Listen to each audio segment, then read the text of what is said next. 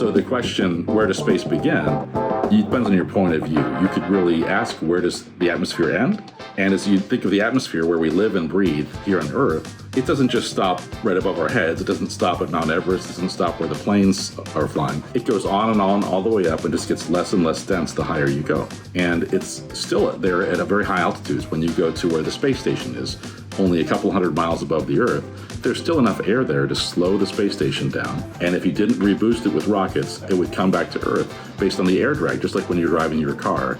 So that region up there, even though it's not like what we're used to here, you couldn't breathe there, there's still enough atmosphere there to make it interesting.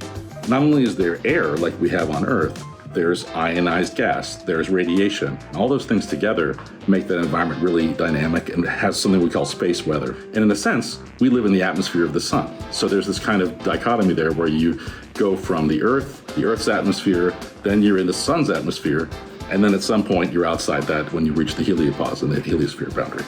So if the question is, where does space begin? It depends on your point of view.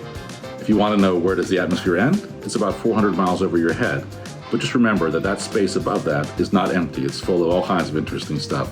And that's what we study at NASA.